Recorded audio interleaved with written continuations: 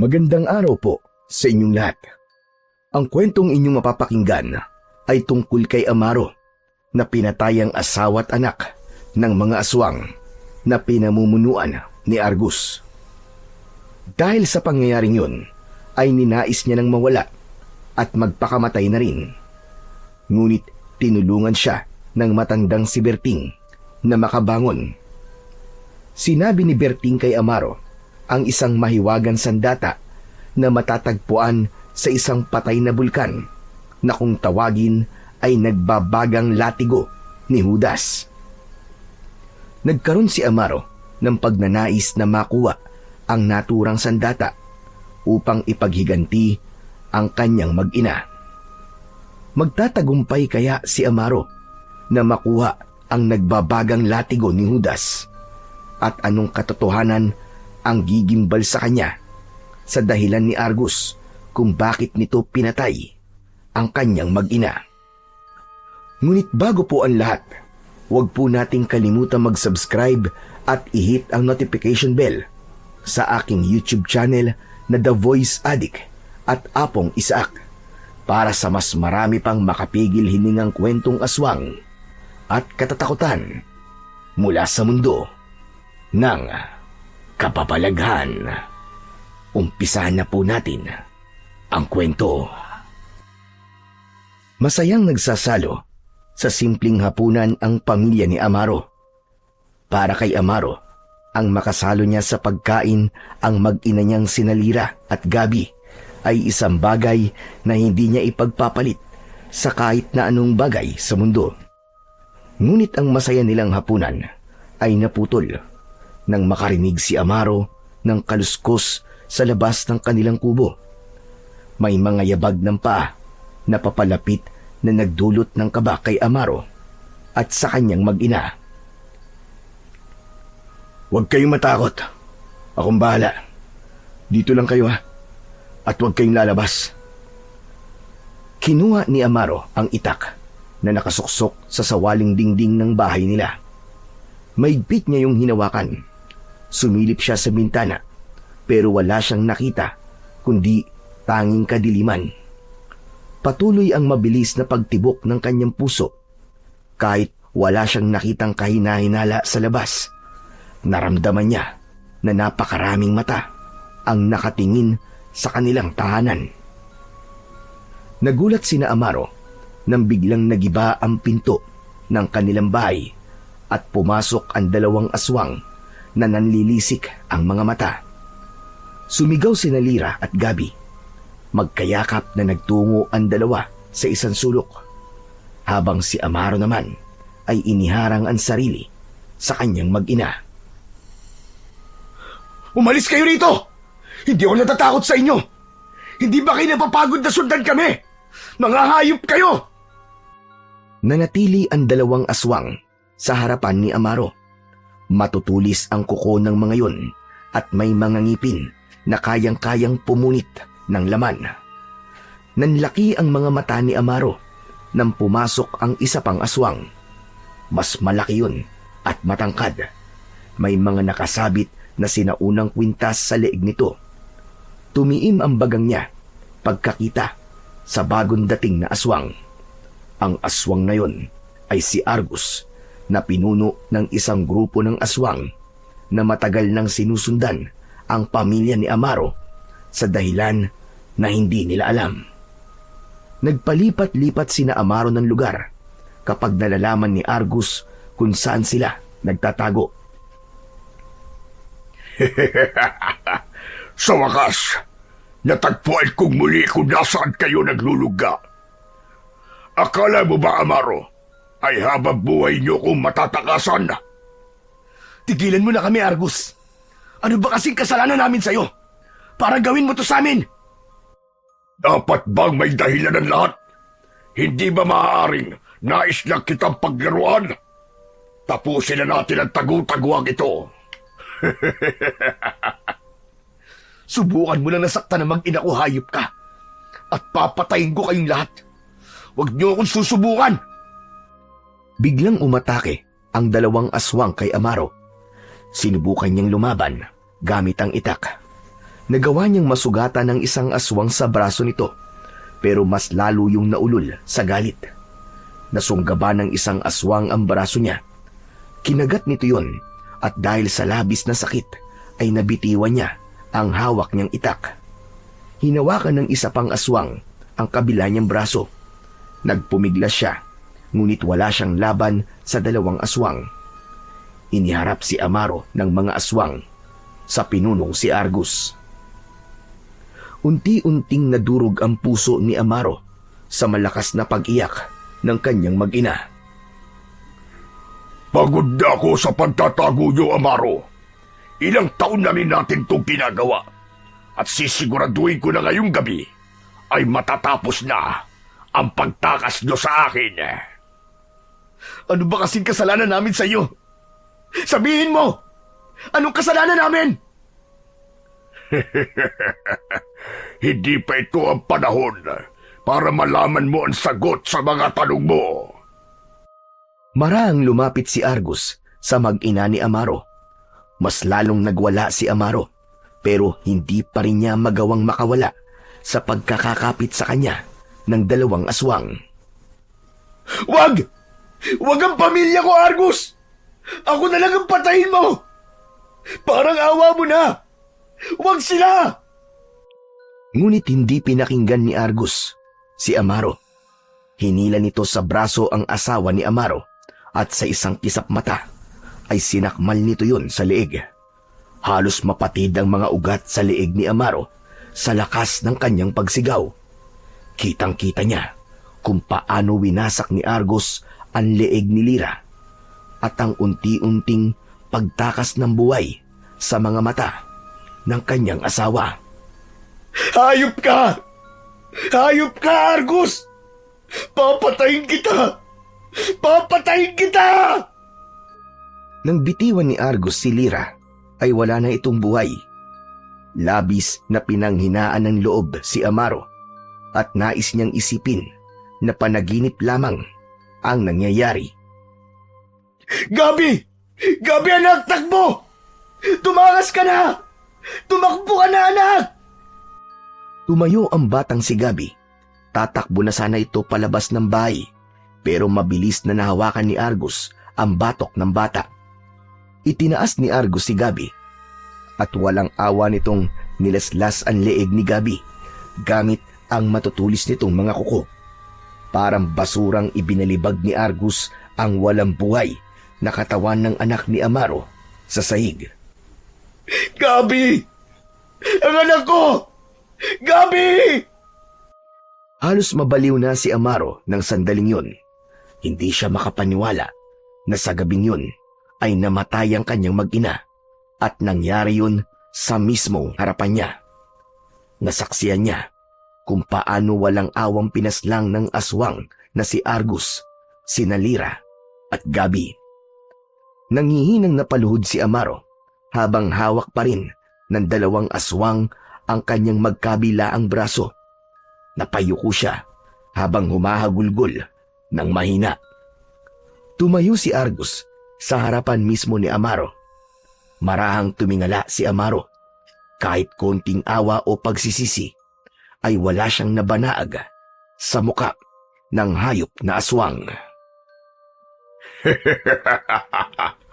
Anong pakiramdam na wala na ang minamahal mong mag-ina? Ano pang hinihintay mo, hayop ka? Pinatay mo na ang pamilya ko. Kaya patayin mo na rin ako. Huwag mo nang patagalin ang pagdurusa ko. Patayin mo na ako! Patayin mo na ako, Argus!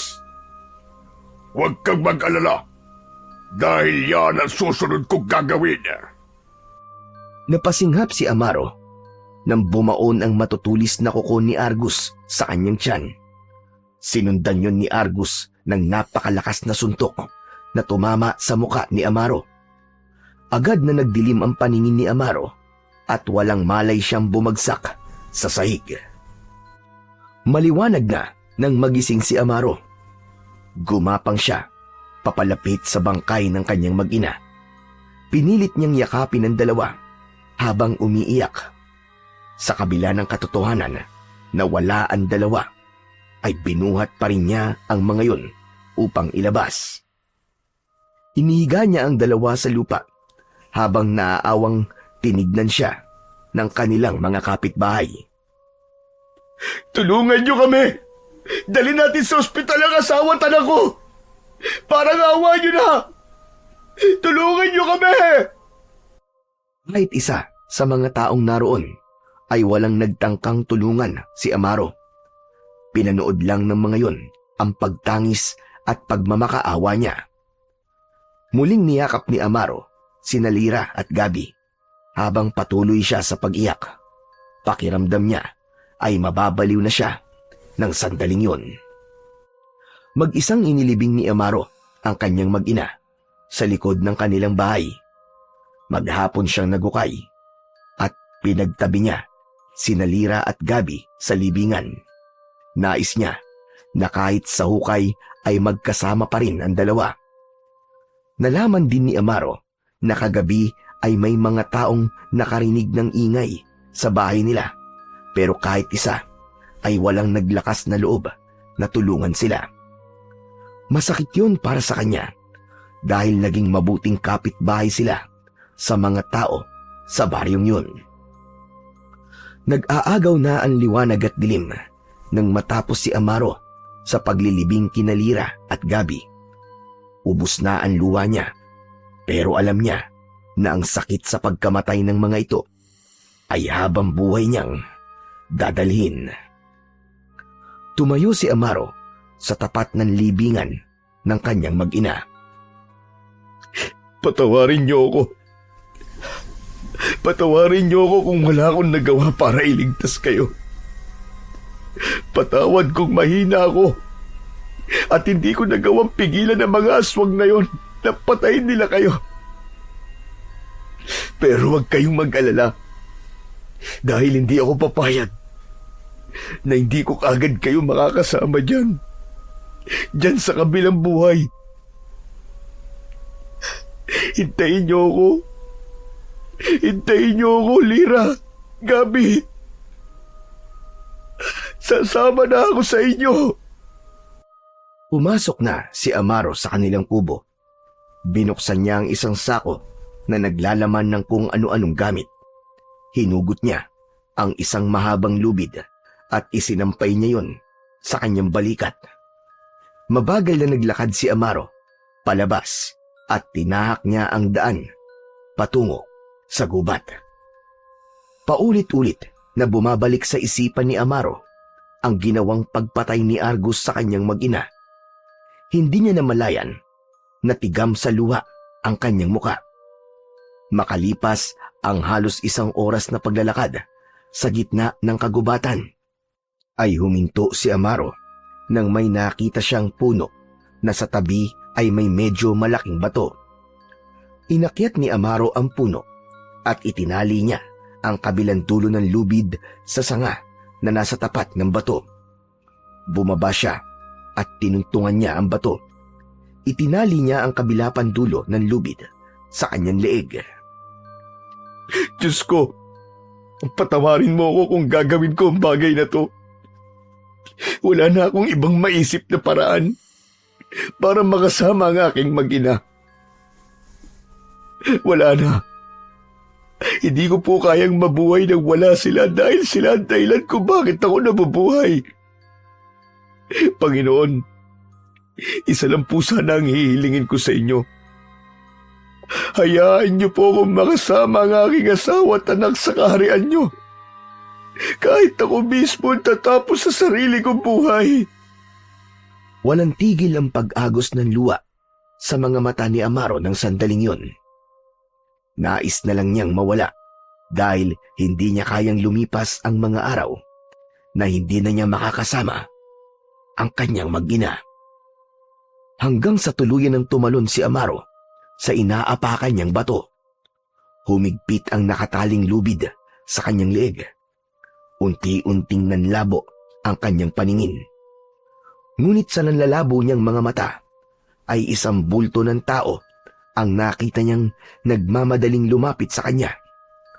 Umakyat ang taong yun sa puno at pinutol ang lubid. Bumagsak ang nangihinang katawan ni Amaro sa lupa at wala na siyang naalala sa mga sumunod na nangyari dahil nawala na siya ng ulirat. Masakit ang buong katawan ni Amaro nang muli siyang nagising. Nagtaka siya nang malaman niya na nasa loob siya ng hindi pamilyar na kubo. Nakahiga siya sa papag. Tatayo na sana siya nang isang matandang lalaki ang biglang pumasok.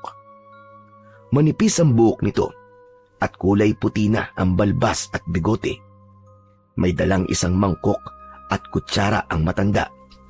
Umupo ito sa gilid ng papag sa tabi niya. Sino ka? Ikaw na ba si San Pedro? Nasa langit na ba ako? Talagang inisip mo pa nga mapunta sa langit matapos ng ginawa mo? Teka, kung ganun, hindi pa ako patay? Hindi pa hinayupak ka. Buhay na buhay ka pa. Magpasalamat ka at nakita kita kagabi sa gubat at iniligtas ko ang buhay mo. Dahil kung hindi, malamang ay pinagpipiesta na ng mga baboy ramong katawan mo ngayon. Oo nga. Ikaw nga yung taong nakita ko bago ko namatay. Sinabi nang hindi ka papatay eh. Buhay na buhay ka pa, damuho. Ako ang nakita mo bago ka nawalan ng malay. Pero hindi ka dapat nakialam. Hindi mo dapat ginawa yung tanda. Huwag mo akong tawagin tanda. May pangalan ako. Ako si Berting. At pwede mo akong tawaging Lolo Berting. Hindi ako interesadong malaman ang pangalan mo. Nasaan yung lubid ko? Nasaan? Ibigay mo sa akin ang lubid ko. Wala na ang lubid mo. Sinunog ko na. Ano? Bakit mo naman ginawa yun? Bakit hindi? Alam kong gagamitin mo yun sa pagpapatiwakal. Kaya nararapat lamang na mawala na ang bagay na yun. Tumiim ang bagang ni Amaro at mariin niyang naikuyom ang kanyang mga kamay. Sa labis na galit niya ay bigla niyang sinakal si Lolo Berting. Nabitiwan ng matanda ang mangkok at tumapon ng laman ng lugaw sa sahig na kawayan. Walang iya ka! Pakailamero ka sa buhay ko! Ang dapat sa mga kagaya mong pakailamero ay hindi na binubuhay! Tama na! Hindi na ako makahinga, tama na! Ikaw ang gustong mamatay at hindi ako! Kaya huwag mo akong patayin, hayop ka! Gusto ko pa mabuhay ng matagal! Bitiwan mo ang leg ko! Napatitig si Amaro sa muka ni Lolo Berting at nakita niya ang pagmamakaawa sa mga mata nito. Kaya agad niyang inalis ang mga kamay niya sa leeg ng matanda. Mariin niyang pinagsalikop ang mga kamay niya at napayuko siya. Hindi niya napigilan ang mapaiyak. Dapat hinayaan mo na lang ako mamatay. Hinayaan mo na lang sana ako mamatay. Sana hindi ko na nararamdaman ngayon ang sakit na to. Teka, may sakit ka? Ano ba sakit mo? Wala akong sakit. Ang tinutukoy ko ay ang sakit dito sa puso ko. Hindi mo alam kung anong pinagdaanan ko. Malamang, kung ikaw ang nakaranas nun, ay gagawin mo rin ang gusto kong gawin. Wala man akong ideya sa kung anong pinagdaanan mo. Pero ito ang tandaan mo. Hindi solusyon ng pagkitil sa sarili mong buhay sa kung anumang problemang meron ka ngayon. Isipin mo na lang ang mga magagandang bagay na maaari pang mangyari sa iyo. May magandang plano ang Diyos para sa iyo. Ngunit, paano mo pa malalaman ang planong yun kung wala ka na? Patuloy lang na umiyak si Amaro. Kahit anong sabihin ng matanda, ay tila hindi yun pumapasok sa kanyang tenga. Ang tanging nasa isip niya ng mga sandaling yon ay ang kitlin na ang buhay niya upang makasama na niya ang kanyang mag-ina sa kabilang buhay. Sa mga sumunod na araw, ng paninirahan ni Amaro sa kubo ni Lolo Berting sa gitna ng gubat, ay naging tahimik lamang siya. Halos hindi siya kumikibo at madalas ay nakaupo lang sa isang sulok habang nakatingin sa kawalan. Kahit na anong pagkain ang ihain ni Lolo Berting, ay hindi niya ginagalaw. Kung kumain man siya, ay kakaunti lang. Lumipas ang mga gabi na hindi siya natutulog ng maayos, at kung minsan ay naglalakad-lakad lang sa labas ng kubo na parabang may hinahanap o inaantay. Tahimik lamang na pinagmamasdan ni Lolo Berting si Amaro. Hindi nagtatanong sa kanya ang matanda at hindi rin siya nito pinipilit na magkwento ng kung ano ang nangyari sa kanya. Ngunit pansin ni Amaro na palaging nakabantay si Lolo Berting sa kanya, na parabang batid nito ang nasa utak niya na planong pagkitil sa sarili niyang buhay. Isang gabi, naghain si Lolo Berting ng adobong manok at mainit na kanin. Sa sahig sila kumakain. Baka sa mukha ng matanda ang pagkasabik. Sinandukan nito ng kanin ang pinggan ni Amaro. Wala akong ganang kumain. 3 araw ka nang nandito, pero wala ka pa rin ganang kumain. Abad sandali nga. 3 araw ka na pala rito, pero hindi ko pa rin alam ang pangalan mo. Bakit naman pati pangalan mo ayaw mo sabihin sa akin?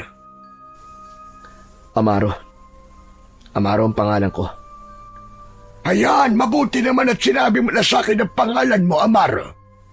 Ngayon ay alam ko na kung paano kitang tatawagin. Oo nga pala, sige na kumain ka. Ninakaw ko pa yung manok na yan sa isang bahay sa baryo, kaya wag mong sayangin ang pagod ko. Saka masarap yan.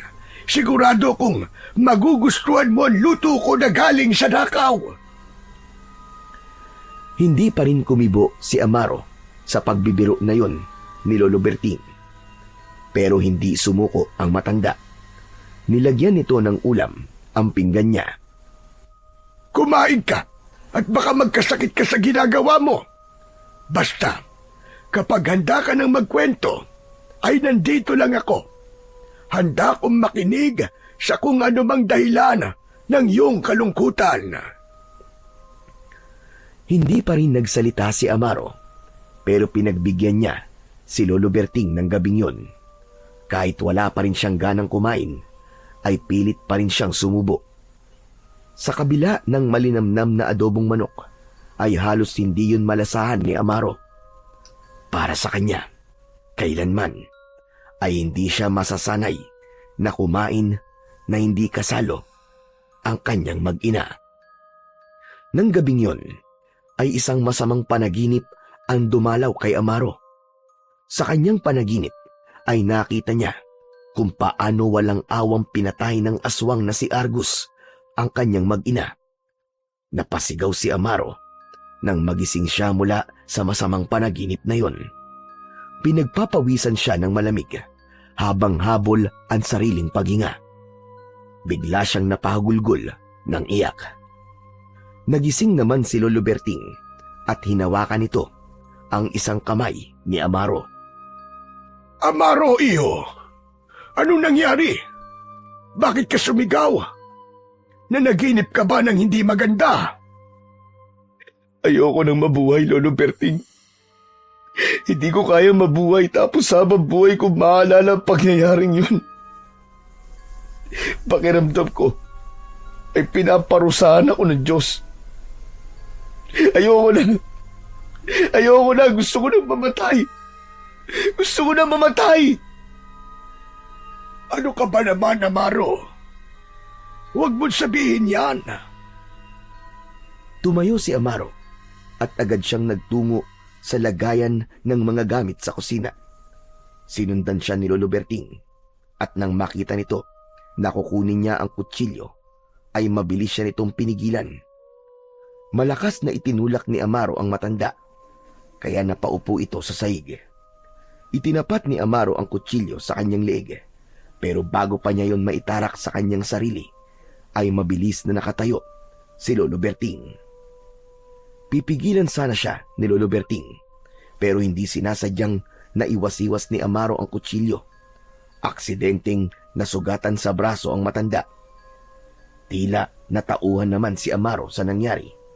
Binitiwan niya ang kutsilyo at nilapitan si Lolo Berting. Lolo! Lolo Berting, hindi ko po sinasadya! Pasensya na po, hindi ko sinasadya! Ayan! Nakita mo na ang ginawa mo! Sinugatan mo pa ako! Lolo Berting, patawarin niyo po ako. Hindi ko po talaga sinasadya. Patawarin niyo po ako. Amaro, kung ano man yung dahilan kung bakit gusto mong mawala na, ay baka pwedeng sabihin mo na sa akin. Sa tingin ko, ay mas makabubuti na mailabas mo yan sa pamamagitan ng pagkikwento. Hindi mo maaaring kimkimin yan dahil habang tumatagal ay pabigat ng pabigat yan sa dibdib mo. Handa kong makinig. Ituring mo ko na totoo mong lolo. Walang imik na bumalik si Amaro sa pagkakahiga. Nang humiga si Lolo Berting sa tabi niya, ay tumalikod siya rito dahil hindi pa siya handang magkwento ng kung ano ang kanyang pinagdaanan. 1 linggo na ang lumipas simula nang manirahan si Amaro sa kubo ni Lolo Berting. Nakita niya roon ang isang simpleng pamumuhay ng matanda sa gitna ng gubat. Meron itong sariling balon na pinagkukunan nito ng tubig. May mga tanim itong gulay sa paligid. Minsan ay nangangaso ito para makakain sila ng karne. Isang hapon, mag-isang nakaupo si Amaro sa labas ng kubo habang nakatingin sa papalubog na araw. Biglang tumabi si Lolo Berting sa kanya. Tatayo na sana si Amaro nang biglang nagsalita ang matanda. Alam mo, gustong-gusto ko talagang pagmasdan ng paglubog ng araw. Yan kasi ang nagpapaalala sa akin na kahit lumubog tayo o malugmok, ay pilit sisikat o babangon pa rin tayo sa isang panibagong bukas. Maaaring nasa sitwasyon ka na iniisip mo na hindi ka na makakabangon. Pero nagkakamali ka, Amaro. Lahat ng sakit at hirap na nararanasan ng isang tao ay may kapalit na sarap at ginhawa pagdating ng tamang panahon. Nanatiling tikom ang bibig ni Amaro. Alam mo ba, nagaya mo binalak ko na rin noon na kitlin ang sarili kong buhay. Talaga po? Totoo, maniwala ka. Siguro sa tingin ko kasing edad mo rin ako noon nung maisipan kong gawin yon. Bakit niyo po ginusto magpatiwakal noon?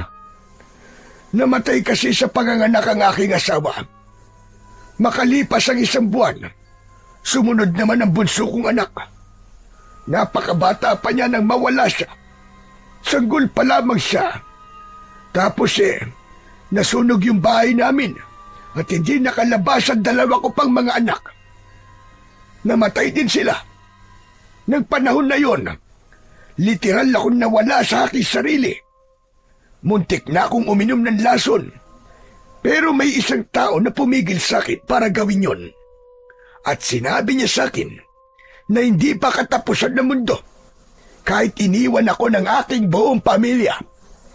Sinabi niya na marami pang pwedeng mangyari sa aking buhay.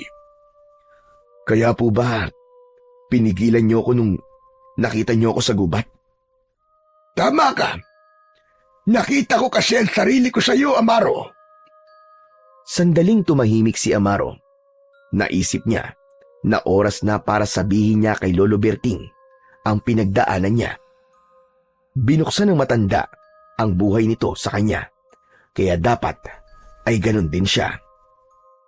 Yung nangyari po sa inyo, Lolo Berting, halos katulad din po nun sa akin. Ibig mo sabihin namatay din ang buong pamilya mo? Opo. Pero hindi po dahil sa sakit o aksidente.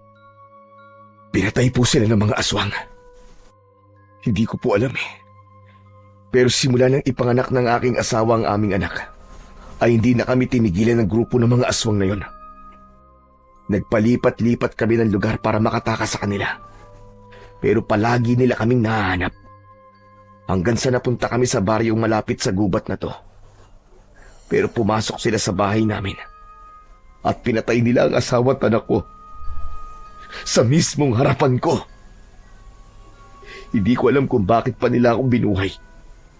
Marahil ay gusto nila akong mabaliw o mabuhay na daladala ang sakit na to, na alam nilang hindi mawawala. Ikinalulungkot ko nangyari sa iyong mag-ina. Ngunit sadyang may mga aswang na pumapatay ng walang dahilan. Masyado silang brutal at walang puso. Naniniwala ko na may mga ganyang nilalang dahil sa lugar kung saan ako lumaki ay may mga aswang din na nanggugulo sa amin. Pero alam ko ang pakiramdam na gusto mo nang wakasan ang buhay mo kasi pakiramdam mo ay di na mawawala ang sakit na nararamdaman mo sa iyong puso. Pero Amaro, maniwala ka sa akin. Marami pang magagandang bagay ang pwedeng mangyari sa iyo, maniwala ka. Matuto ka lang maghintay at huwag kang mawalan ng pag-asa at pananampalataya sa Poong May Kapal. Marahang tinapik ni Lolo Berting ang balikat ni Amaro at saka ito tumayo upang magtungo sa likod ng bahay. Nang maiwang mag-isa si Amaro, ay pinag-isipan niya ng mabuti ang mga sinabi ng matanda. Tinanong niya ang sarili kung ano pa nga ba ang pwedeng magandang mangyari sa buhay niya. Pero wala siyang naisip dahil ang pinakamagandang bagay na nangyari sa buhay niya ay nang dumating si Lira at Gabi sa kanya. Kinagabihan, muling napanaginipan ni Amaro ang kanyang mag-ina. Ngunit sa panaginip na yon ay buhay ang dalawa. Nasa isang napakagandang lugar sila, isang hardin na puno ng bulaklak na may iba't ibang kulay. Maraming paro-paro ang lumilipad sa paligid at asul na asul ang kalangitan. Nilapitan ni Amaro si Lira at Gabi. Matamis ang ngiti ng dalawa sa kanya. Sinabi ni Amaro sa dalawa na nais niya nang makasama ang mga ito at sinabi sa kanya ni Lira na yun din ang gusto nitong mangyari. Nang magising si Amaro mula sa panaginip na yun, ay naisip niya na pahiwatig yun upang ituloy niya na ang pagpapatiwakal. Mahimbing noon na natutulog si Lolo Berting sa kanyang tabi. Tahimik na tumayo si Amaro at nagawa niyang makalabas ng kubo nang hindi nagigising ang matanda. Sa labas ay may nakitang itak si Amaro. Nakapatong yun sa upuan. Kinuha niya yun at unti-unti niyang inilapit ang talim ng itak sa kanyang leeg. Huminga siya ng malalim at handa na niyang tapusin ang sarili niyang buhay. Ngunit bago pa niya maibaon ang itak sa kanyang katawan, bigla na namang sumulpot si Lolo Berting at mabilis na sinunggaban ng kanyang braso. Nagpambuno sila habang pilit na inaagaw ng matanda ang itak. Pinilit ni Amaro na itulak ang matanda, pero sa isang iglap ay naagaw ni Lolo Berting ang itak at itinapon yun sa lupa. Hindi inasahan ni Amaro ang isang malakas na suntok na pinatama ni Lolo Berting sa kanyang muka. Sa lakas ng suntok na yon ay nahilo siya at napaupo sa lupa. Akala ko ba ay nag-usap na tayo, Amaro? Bakit hanggang ngayon ay gusto mo pa ring wakasan ang buhay mo? Dahil gusto ko na pong makasama ang mag-ina ko. Parang awa mo na, Lolo Berting. Hayaan mo na ako sa gusto kong gawin. Wala nang dahilan para mabuhay ako. Sa tingin mo ba ay makakasama mo sila kapag itinuloy mo ang gusto mo? Susunugin ang kaluluwa mo sa impyerno, Amaro. Yun ang mangyayari sa'yo. Napayuko si Amaro. Napahagulgul siya. Ang buong akala niya ay nagiging maayos na siya, pero hindi pa pala. Dahil nang mapanaginipan niya, sina Lira at Gabi, ay bumalik ang kagustuhan niyang makasamang muli ang dalawa. Lumapit si Lolo Berting kay Amaro at hinaplos nito ang kanyang likod. Ayoko na. Ayoko na, Lolo Berting. Ayoko nang mabuhay. Gusto ko nang mamatay. Alam ko na ilang beses ko na itong sinabi sa iyo. Pero hindi sagot ang tapusin mo ang sarili mong buhay sa sakit na nararamdaman mo. Kapag ginawa mo yun, ay mas lalo lang matutuwa ang mga pumatay sa mag-ina mo. Dahil yun naman talaga ang gusto nilang gawin mo.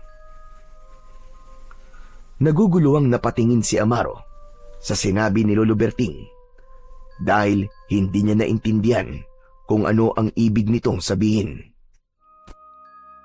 Iisa lang ang paraan para mawala ang sakit na nararamdaman mo. At yun ay ang iparamdam mo sa mga aswang na yun ang ginawa nila sa asawa at anak mo. Ano po ang ibig niyo sabihin? Hindi ko po kayo maintindihan. Magpalakas ka, Amaro. Gumanti ka sa mga aswang na yon. Ipaghiganti mo ang asawa at anak mo. Iparamdam mo sa mga pumatay sa kanila ang sakit na nararamdaman mo ngayon. Gamitin mo ang galit mo para maghiganti. Pero, masama po ang gumanti, di ba? Bakit? Hindi mo masama rin na magpatiwakal? Pambihira kang tao ka. Gusto mong kitlin ang sarili mong buhay, pero ang gumanti ay hindi mo kayang gawin. Amaro, isipin mo ang sasabihin ko. Kapag nagpatiwakal ka, yung mga aswang na pumatay sa mag-ina mo, ay marami pang pwedeng siraing buhay gaya ng ginawa nila sa buhay mo. Ngunit kung maghihiganti ka, kung papatayin mo rin sila, ay matatapos na ang kasamaan nila. Wala ng pamilya ang masisira nang dahil sa walang dahilan nilang pagpatay. Sandaling hindi nakapagsalita si Amaro. Nanginig ang buong katawan niya nang bumalik sa alaala niya ang gabing pinatay ni Argus ang kanyang asawa at anak. Narinig niya ang pag-iyak at pagsigaw ng mga ito. Maya-maya pa ay marahang tumayo si Amaro at tumingin siya sa malayo habang may nag-aapoy na galit sa kanyang mga mata. Tama ka. Tama ka, Lolo Berting. Hindi ko dapat kitlin ang sarili kong buhay. Ang dapat sa mga aswang na yun ay magbayad sa ginawa nila sa aking pamilya. Hindi ko dapat hayaan na may mabiktima pa sila. Sisiguraduhin kong ako magiging bangungot nila. Papatayin ko silang lahat. Yan! Ganyan nga, Amaro. Maging matatag at matapang ka. Gamitin mo lungkot at galit na meron ka ngayon para ipaghiganti ang iyong mag-ina. Pero, Lolo Berting, paano ko maghihiganti? Wala naman akong alam sa pakikipaglaban sa mga aswang. Lalo na't alam ko na hindi basta-basta ang aswang si Argus. Malakas siya at may mga alagad siyang aswang na handang sundin ang mga utos niya. Halika sa loob. Doon natin pag-usapan ang bagay na yan. Naunang pumasok si Lolo Berting sa kubo nito. Nang sumunod si Amaro, ay sinisindihan ng matanda ang gasera. Bumaha ang malamlam na liwanag sa buong kubo. Magkaharap silang naupo sa sahig. Maya-maya pa ay tumayo si Lolo Berting. May kinuha itong papel na nakatago sa nakasalansan nitong mga damit sa isang sulok. Inilatag ng matanda ang papel sa harapan ni Amaro at nalaman niya na isa yung mapa. Lolo Berting, para saan po ang mapang yan?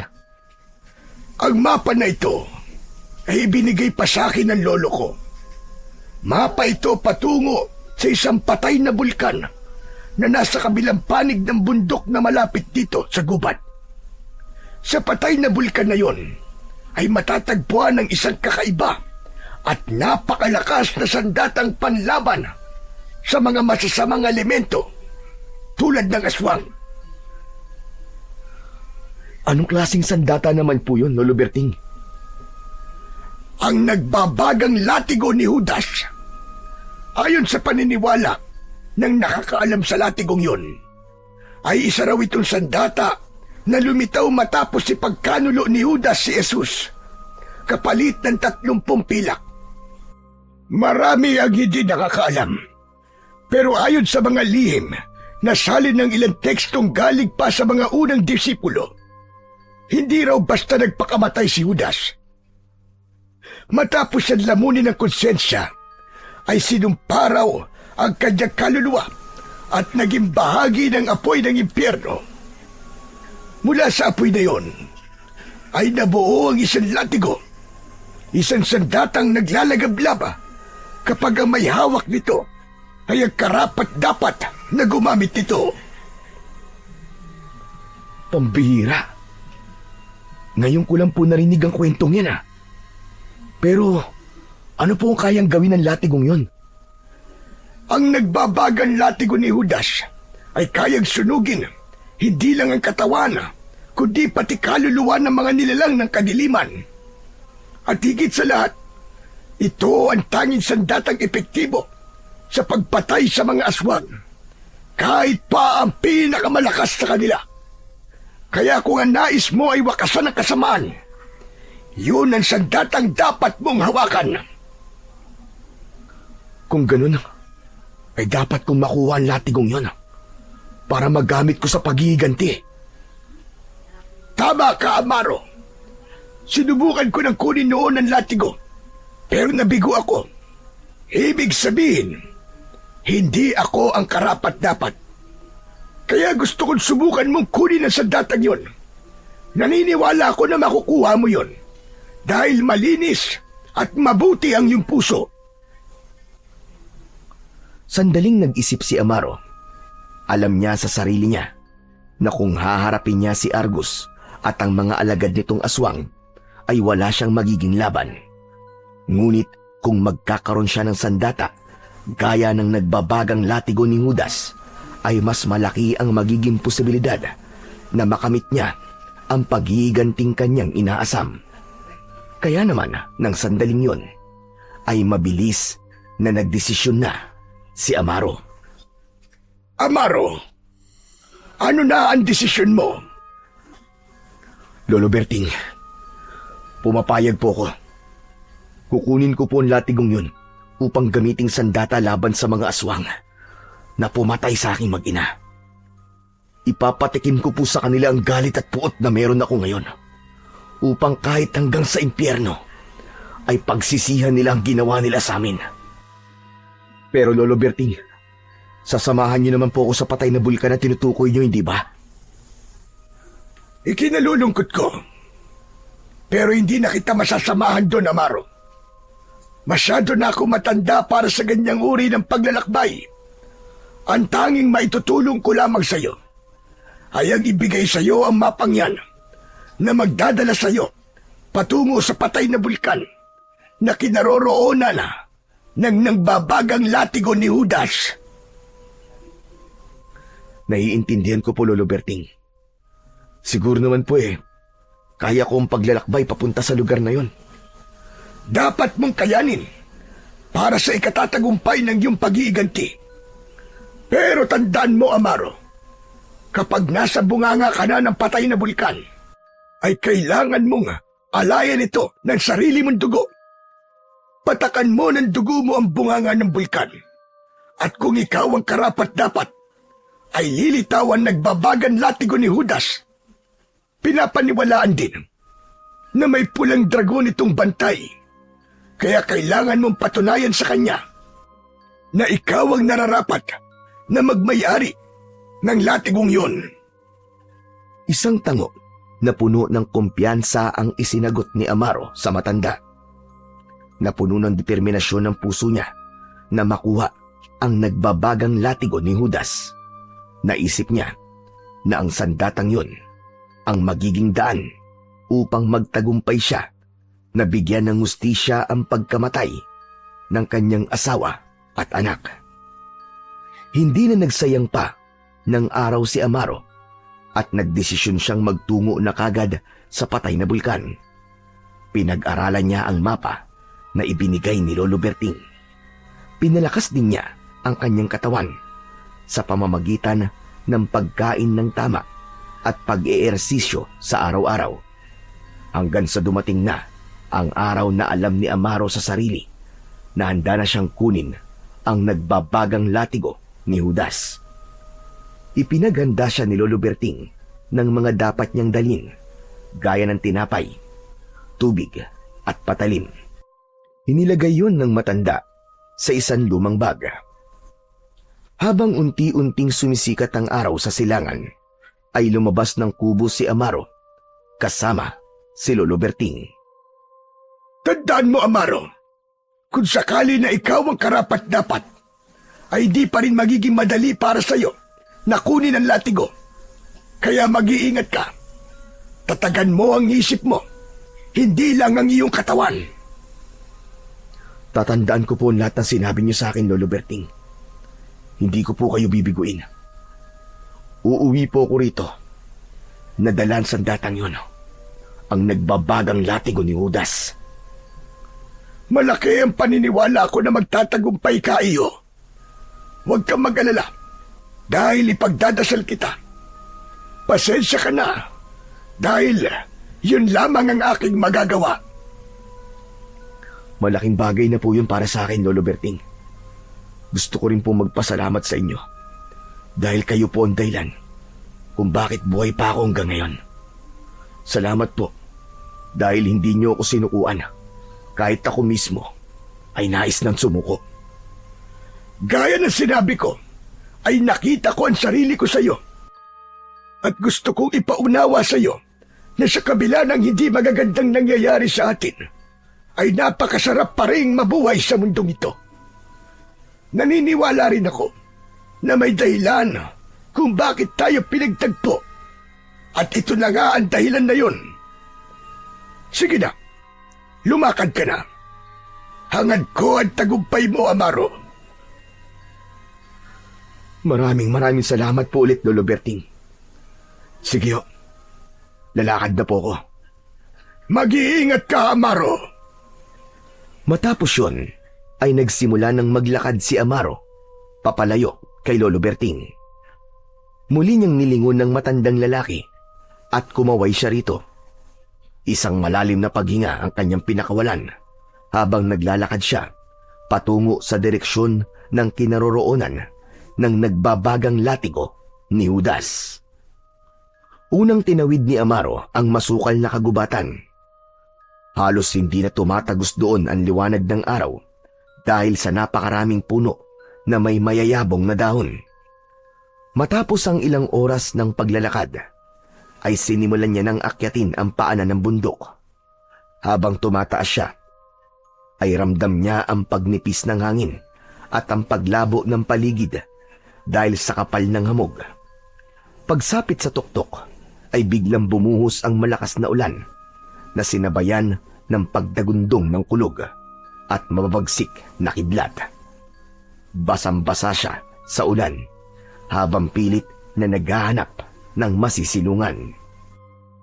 Nang tumigil ang ulan at sumilip na muli ang araw sa likod ng ulap, ay saka lang nagawang matulog ni Amaro para makapagpahinga. Sa tuktok ng bundok na siya nagpalipas ng magdamag at kinaumagahan ay bumaba na siya sa kabilang bahagi ng bundok. Mabato at madulas ang daan, ngunit sinikap niyang hindi madulas o matisod. Nang makababa na si Amaro sa bundok, ay isang malawak na kapatagan ang bumungad sa kanya. Tuyo ang buong kalupaan, tahimik at tila walang buhay. Sa malayo ay natanaw niya ang patay na bulkan. Nakalugmok yun na parang isang dambuhalang natutulog. Malapit na ako. Konti na lang. Mararating ko na ang patay na bulkan. Nagpatuloy sa paglalakad si Amaro, dala ang pag-asa na makukuha niya ang sandatang papatay kay Argus at sa lahat ng mga alagad nitong aswang. Makalipas ang ilang oras, ay sandaling nagpahinga si Amaro. Uminom siya ng tubig at kumain ng tinapay. Hindi niya inalis ang tingin sa patay na bulkan. Hindi siya nagtagal sa pamamahinga at muli siyang nagpatuloy sa paglalakad hanggang sa marating na niya ang paanan ng bulkan. Tumingala siya sa tuktok ng bulkan at napagtanto niya na hindi yun ganun kataas. Nakikiusap ako sa iyo, tagapagbantay ng latigo ni Judas. Ipagkaloob mo sa akin ang sandatang kailangan ko. Sana ay ako ang karapat-dapat na hinihintay mo. Nagsimulang akyatin ni Amaro ang bulkan pagkasabi niya nun. Ngunit nang nasa kalahati na siya, ay napahinto siya nang maramdaman niyang umuuga ang lupa. Nanlaki ang mga mata ni Amaro nang makita niya ang mga naglalakihang bato na gumugulong pababa mula sa itaas ng bulkan. Naiwasan niya ang ilang malalaking bato, ngunit nawalan siya ng balanse at nagpagulong-gulong siya pabalik sa ibaba. Malakas na humampas ang ulo niya sa isang bato at agad na nagdilim ang kanyang paningin. Sa muling pagbabalik ng ulirat ni Amaro, ay sumalubong sa kanya ang madilim na kalangitan. Impit siyang umungol nang maramdaman niya ang kirot ng sugat sa likod ng kanyang ulo.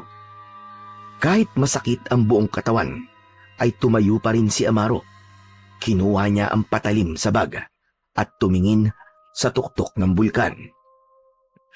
Hindi ako pwedeng sumuko. Nangako ko kay Lolo Berting na uuwi ako dala ng babagan latigo ni Judas. Isa pa, kailangan ko magtagumpay para sa aking asawa at anak. Hindi nagtagal ay matagumpay nang narating ni Amaro ang gilid ng bunganga ng patay na bulkan. Sa gitna ay nakita niya ang isang napakalaki at malalim na hukay. Ang mga bato sa paligid ay kulay abo at itim na tila isang patunay na maraming beses nang sumabog ang bulkan na yun noon. May kakaibang amoy ang hangin, parang asupre na bahagyang nagpahirap sa paghinga ni Amaro. Mahigpit na hinawakan ni Amaro ang patalim. Humakbang siya papunta sa mismong tabi ng butas sa gitna at walang pag-aalinlangan na sinugatan niya ang kanyang kaliwang braso gamit ang patalim. Tiniis niya ang sakit at tapdi noon at itinapat niya ang dumudugo niyang braso sa mismong butas ng patay na bulkan. Matapos na ilang beses na mapatakan ni Amaro ng dugo niya ang bunganga ng bulkan, ay biglang yumanig ng malakas ang lupa. Isang napakalakas na tunog na parang kulog ang dumagundong at ang dating malamig na hangin ay naging mainit na tila apoy. Mula sa gitna ng hukay ay lumabas ang matinding liwanag at usok na sinundan ng pagsambulat ng apoy na tila may sariling buhay. Isang napakalaking nilalang ang unti-unting umahon mula sa kailaliman ng bulkan. Isa yung pulang dragon na nababalot ng apoy mula sa ulo hanggang sa buntot.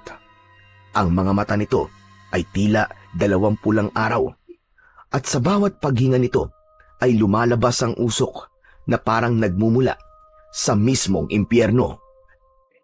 Labis na nagimbal si Amaro sa pulang dragon. Napaatras siya, ngunit hindi niya magawang makatakbo. Sino ka? At tinambala mo ang aking pamamahinga. Huminga ng malalim si Amaro. Pinilit niyang kausapin ang pulang dragon sa kabila ng takot dahil mas mabigat ang kanyang layunin kesa sa takot. Makapangyarihang dragon! Ako si Amaro.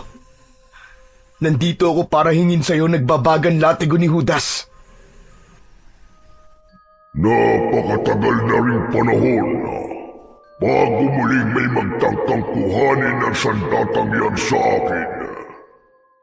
At bakit nais mo na ibigay ko sa iyo ang nagbabagang latigo ni Judas? Nais ko magiganti sa mga aswang na pumatay sa aking asawa at anak. Hindi mawawala ang galit na nasa puso ko hanggat hindi ako nakakapaghiganti sa kanila. At iniisip mong karapat-dapat ka dahil sa galit? Hindi. Hindi lang po dahil sa galit makapangyarihang dragon. Nandito ako dahil ayoko manatiling biktima. Hindi ako humihiling ng kapangyarihan para sa pansarili kong dahilan. Gusto kong tapusin ang kasamaan ng mga aswang na yun. Dahil naniniwala ako na ito lang ang paraan para mapigilan silang ulitin sa ibang ginawa nila sa akin at sa pamilya ko. Umahimik ang pulang dragon. Nakatingin yun kay Amaro na para bang binabasa nito ang laman ng kanyang buong pagkatao. Umalingaw-ngaw muli ang kulog, ngunit hindi galing sa langit, kundi galing sa ilalim ng lupa. Maya-maya pa ay bumuga ng apoy ang dragon at lumipad paikot sa bunganga ng bulkan. Mula sa bunganga ng bulkan ay unti-unting umusbong ang isang itim na latigo na nababalot ng nagbabagang apoy. Kunin mo ang nagbabagang latigo ni Judas. Buhat ngayon ay ikaw na ang nagmamay-ari nito. Hindi mo na kailangang patunayan ang iyong sarili sapagkat nakaguhit na noon pa man sa iyong palad na ito ay mapasayo. Lumapit si Amaro at dahan-dahang kinuha ang latigo. Nang mahawakan niya yon, ay mas naglagablab yun. Kahit konting sakit mula sa apoy na nakabalot sa latigo, ay wala siyang naramdaman. Matapos yun, ay bumalik na ang pulang dragon sa kailaliman ng bulkan. Biglang yumanig ang lupa at bahagyang napaatras si Amaro. Nagsimula siyang tumakbo pababa ng bulkan habang hawak ang latigo. Mabilis ang hakbang niya dahil naramdaman niyang sasabog ang bulkan hanggang sa naglabas na ng usok at abo ang bulkan. Nang nasa baba na si Amaro, ay doon na tuluyang sumabog ang bulkan. Nagpalabas yun ng naglalakiyang nagbabagang mga bato. Patuloy lang siya sa pagtakbo hanggang sa tuluyan na siyang makalayo sa bulkan. Hindi makapaniwala si Amaro na nagtagumpay siyang kunin ang nagbabagang latigo ni Judas. Agad niyang naramdaman ang koneksyon niya sa mahiwagang latigo. Natuklasan niya na kaya niya yung utusan na paglahuin ang nakabalot doong apoy upang magmistula yung normal na latigo. At kapag malakas niya yung inihahampas sa lupa, ay muli yung magbabaga at babalutin ng apoy. Hindi na huminto si Amaro sa paglalakbay pabalik sa bahay ni Lolo Berting dahil nais niya nang ipaalam sa matanda ang magandang balita na kailangan nitong malaman. Hanggang sa wakas ay natanaw na ni Amaro ang kubo ni Lolo Berting. Umaga na nang makarating siya roon. Naabutan niyang abala si Lolo Berting sa pagsisibak ng mga kahoy. Pagkakita sa kanya ni Lolo Berting ay natigilan ito. Binitiwan nito ang palakol at nagmamadaling lumapit sa kanya. Hindi nito inalis ang tingin sa hawak niyang latigo. Yan na ba? Yan na ba ang nagbabagang latigo ni Judas? Opo. Opo, Lolo Berting. Nagtagumpay po ako. Pero parang normal na latigo lamang yan. Sigurado ka ba na yan talaga yon? Ngumiti si Amaro. Malakas niyang inihampas ang latigo sa lupa at agad yung nagbaga at binalot ng galit na apoy. Siya tunay nga! Yan nga ang nagbabagang latigo ni Judas! Hindi talaga ako nagkamali na ikaw nga ang nakatakdang magmay-ari niyan, Amaro! Kahit po ako, Lolo Berting, hindi rin po ako makapaniwala na ibibigay kaagad sa akin to ng pulang dragon na bantay sa patay na bulkan. At ang sabi pa niya, noon pa man daw, ay nakatakda nang ako magmay-ari nito. Ano po kaya ang ibig niyang sabihin? Hindi ko rin alam. Pero ang mahalaga ay nakuha mo na ang latigo sa patay na bulkan. Tama ka, Lolo. Ngayon ay maaari ko nang simulan ang aking paghihiganti. Ang kailangan ko lang gawin ay ang alamin kung nasan si Argus at ang mga alagad niyang aswang. Humanda talaga sila dahil uubusin ko sila at gagawin ko silang mga abo. Tumiim ang bagang ni Amaro. Gaya ng paglagablaba ng apoy sa kanyang latigo, ay naglalagablab din ang puot sa kanyang puso. Simula noon ay sinimulan na ni Amaro na pag-aralan at sanayin ang sarili sa paggamit ng nagbabagang latigo ni Judas. Paminsan-minsan ay nagbibigay ng suwestyon at payo sa kanya si Lolo Berting sa tamang galaw kapag aatake at dedepensa siya gamit ang latigo. Ramdam ni Amaro na sa tuwing hawak niya ang latigo ay may kakaibang lakas na bumabalot sa kanyang katawan. Nagbibigay yun ng lakas at tapang na hindi pa niya kailanman naramdaman sa buong buhay niya. Paminsan-minsan ay bumabalik pa rin si Amaro sa baryong minsan naging tahanan nila ng kanyang pamilya. Tahimik siyang nagmamasid at nakikinig sa usapan ng mga tao roon. Nalaman niyang patuloy pa rin ang pagsalakay doon ng mga aswang at naisip niyang gamitin ang bagay na yon upang malaman niya kung saan ang kuta ng kanyang mga kalaban. Hanggang isang gabi, natsyempuan ni Amaro ang pagsalakay ng mga alagad na aswang ni Argus sa baryo. Matapos ang pagsalakay ng mga yon, ay sinundan niya ang mga aswang at nalaman niya na nagtatago ang mga yon sa gitna ng maliit na lambak. Masaya siyang bumalik sa bahay ni Lolo Berting dahil sa wakas ay nalaman na niya kung nasaan ang kuta ni na Argus. Pagdating ni Amaro sa bahay ni Lolo Berting ay gising pa ang matanda. Lolo Berting, ang aga niyo naman po magising. Madaling araw pa lang po ah. Hindi pa ako natutulog. Hinihintay kasi kita dahil napansin ko na napapadalas ang pag-alis-alis mo tuwing gabi. Yun po ba? Nagpupunta po kasi ako sa baryo kung saan ako nakatira dati. Alam ko po na muling aatake ron sina Argus at hindi nga po ako nagkamali. Umatake ang mga alagad niya kanina.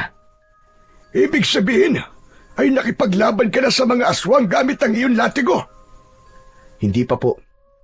Dahil hindi ko nakita si Argus kanina sa mga aswang na umatake sa baryo.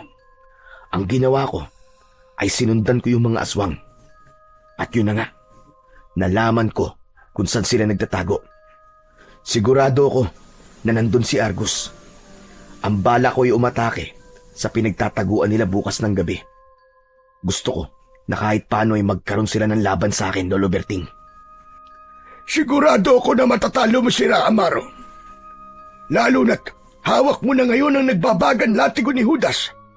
Kahit ang sinabi mo si Argus na pinuno ng mga aswang, ay kayang-kaya mong patayin gamit ang sandatang yan.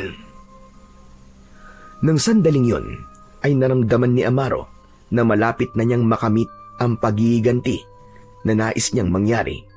Alam niya na matatahimik na ang kaluluwa ng kanyang mag-ina sa sandaling mapatay niya ang mga aswang na kumitil sa mga ito.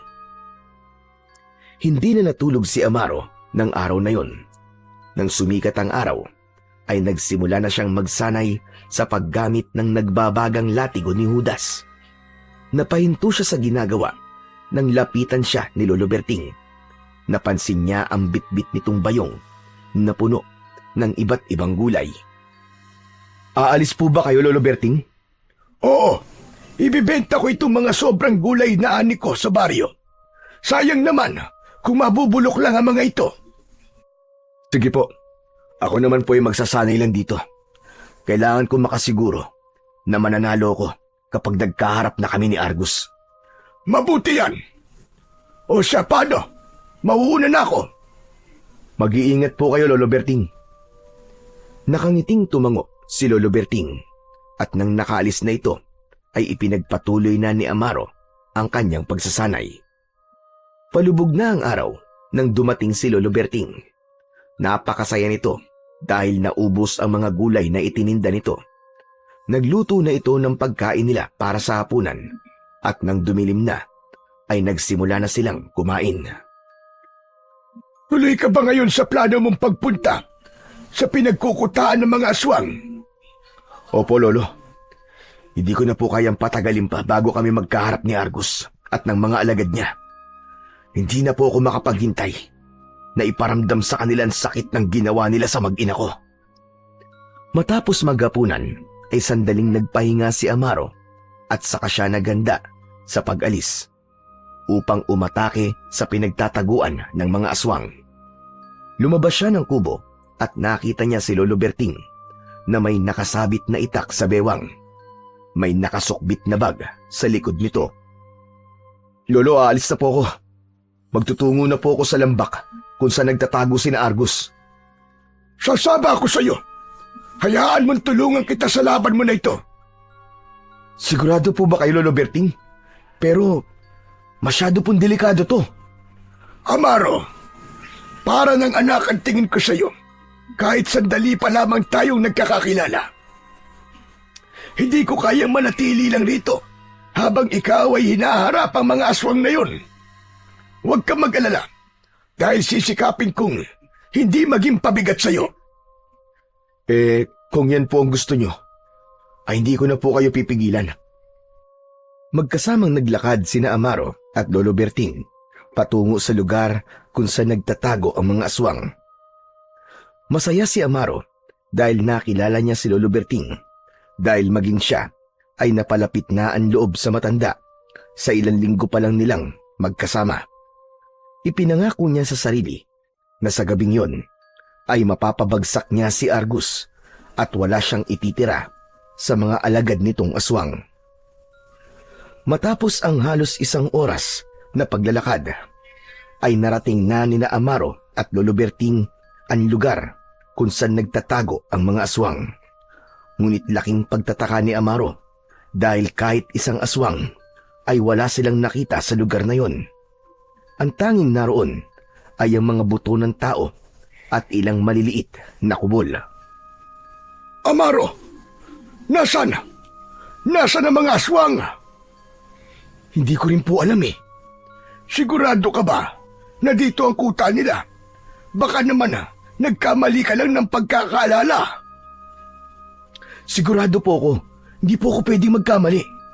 Nakita niyo naman po mga buto ng mga tao rito. Ibig sabihin ay nagdadala sila rito ng kanilang biktima at dito nila pinapatay at kinakain.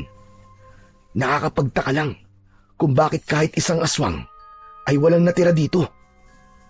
Teka, hindi kaya natunugan nila ang pagpunta ko rito ngayong gabi? Baka naramdaman nila ako nung sinundan ko sila. Tama ka. Maaaring ganyan na nga nangyari. Ang mabuti pa ay umuwi na tayo. Mahaba-haba pa ang ating lalakarin. Nauna nang maglakad si Lolo Berting, pero si Amaro ay nanatili sa kanyang kinatatayuan. Luminga siya sa paligid at nanlaki ang mga mata niya nang may nakita siyang kung anong gumalaw sa likod ng isang puno sa hindi kalayuan. Nahuli rin ng kanyang paningin ang pagkislap ng isang pares ng mga mata sa dilim.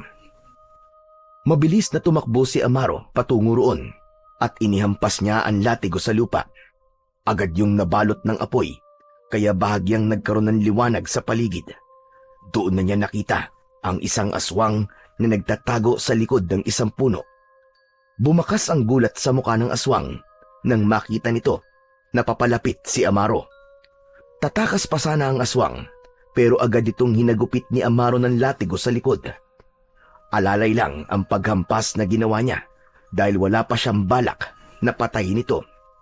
Gumuhit ang apoy sa likod ng aswang at napasigaw ito. Sumubsob sa lupa ang aswang. Agad itong tumiyaya at nang tatayo na ito ay agad itong tinapakan ni Amaro sa dibdib. Payat ang katawan ng aswang. Sigurado si Amaro na isa yun sa alagad ni Argus. Lumapit si Lolo Berting at nagulat ito nang makita ang aswang. Anak na nga, anong klaseng nilalang yan ng dilim? Isa siya sa mga alagad ni Argus, Lolo Berting. Ngayon lang ako nakakita ng aswang at talagang ang nakakatakot ang itsura nila. Hindi lang ang itsura nila nakakatakot, kundi ang paraan nilang mag-isip. Pumapatay sila ng walang dahilan, gaya ng ginawa nila sa aking asawa at anak. Umaling ang nanlilisik na mga mata ni Amaro sa aswang na kahit anong pagpupumiglas ay hindi magawang makawala. Magsalita ka, aswang! Alagad ka ba ni Argus? Argos? Sinong Argos? Wala akong kilalang Argos. Inalis ni Amaro ang paa niya sa dibdib ng aswang at hinampas niya ito ng nagbabagan latigo sa dibdib. Aray ko! Tama na! Tama na! Sabihin mo sa akin ang totoo. Alagad ka ba ni Argus? Oo na! Magsasabi na ako ng totoo. Alagad na ako ni Argos. Inutusan niya akong maiwan dito para tignan kung ano ang gagawin mo. Kung ganun, ay tama nga ang aking hinala. Alam niyo na pupunta ako ngayong gabi rito. Kaya kayo umalis, tama ba? Oo, tama ka. Paano niyo nalaman na pupunta ako rito ngayon? Magsalita ka! Hindi ko alam. Wala akong alam. Basta sinunod ko lang ang utos ni Argos. Hinampas muli ni Amaro ang aswang gamit ang latigo. Tumama yun sa kaliwang braso ng aswang at muli itong pumalaw. Patuloy na nakiusap ang aswang habang umaatras hanggang sa napasandal na ito sa katawan ng isang puno. Magsalita ang hayop ka! Sabihin mo kung paano niyo nalaman na pupunta ako rito ngayon! Maniwala ka. Hindi ko talaga alam. Si Argos lang nakakaalam kung bakit. Ako'y isa lang sa mga alagad niya na sumusunod sa mga utos niya nang hindi na nagtatanong. Alam mo ba ang gagawin ko sa'yo? Kapag hindi ka nagsalitang demonyo ka, papatayin kita gamit ang aking nagbabagang latigo. Magpasalamat ka dahil napipigil ko pa ang galit ko. Dahil kayang-kaya kitang patayin dito ng isang ampas lang. Maawa ka. Huwag mo akong papatayin. Marami pa akong pangarap sa buhay. Sira ulo ka. At anong pangarap mo? Ang mas marami pang mapatay at makain na tao? Ano pa nga ba? Aswang ako. Sinasayang mo lang ang oras ko. Total, wala naman akong makukuhang impormasyon mula sa'yo. Ay papatayin na lang kita. Itinaas ni Amaro ang kamay niyang may hawak sa latigo. Ngunit bago pa yun lumapat sa katawan ng aswang, ay hinawakan ni Lolo Berting ang kamay ni Amaro. May pagtataka siyang napatingin sa matanda. Lolo Berting, bakit niyo po ako pinigilan? Huwag mo muna siyang patayin. Pero Lolo Berting, wala na po tayong makukuhang impormasyon sa kanya. Sigurado ako na may alam siya, pero ayaw niya lang magsalita. Mukhang hindi ko rin siya mapipilit, kaya dapat na siyang mamatay. Huwag muna, Amaro. May naisip akong paraan kung paano natin mahanap ang pinagtataguan ni Argos. Paano po? Hindi mo na sumagot si Lolo Berting. Ibinaba na ni Amaro ang kanyang kamay at saka lang yun binitiwan ng matanda. Nilapitan ni Lolo Berting ang aswang at hinugot nito ang itak mula sa kaluban na nakasabit sa bewang nito. Itinutok nito ang talim ng itak sa leeg ng aswang Bumakas ang takot sa mukha ng aswang at nagsimulang manginig ang buong katawan nito. Marahil ay totoong hindi mo talaga alam kung paano nalaman ni Argos na atake sa lugar na ito si Amaro. Oo, tama ka. Tama ka, tanda, tama ka. Pero sigurado kung alam mo kung saan ngayon nagtatago ang pinuno nyo at ang iba pang aswang, tama? Ay, hindi ko alam. Hindi ko alam ang sinasabi mo. Huwag kang magsinungaling. Nakikita ko sa mga mata mo na alam mo. Ipapaalam ko lang sa'yo na kung kaya kang patayin ng nagbabagang latigo sa isang ampas lang, ay kaya ka rin patayin ng itak ko. Isang taga ko lang sa leeg mo, ay dederecho ka na sa impyernong hayop ka. Kaya magsalita ka. Alam mo ba kung saan nagtatago ang mga kasama mong aswang? Hindi sumagot ang aswang, kaya mas inilapat pa ni Lolo Berting ang talim ng itak sa leeg ng aswang. Oo na! Oo na! Amin na ako! Alam ko kung saan sila lumipat ng lugar. Malamang alam ko kung saan dahil kailangan kong puntahan si Argos matapos ko kayong manmanan dito. Kung ganon, ay ikaw ang magdadala sa amin sa lugar na yon. Hindi ko pwedeng gawin yan dahil papatayin ako ni Argos. Sa tingin mo ba, ay hindi rin kita papatayin kapag hindi mo sinunod ang sinabi ko? Oo na! Oo na! Ihahatid ko na kayo kung nasan si Argos. Basta, sa oras na maihatid ko kayo sa pinagtataguan nila, ay palalayain nyo na ako.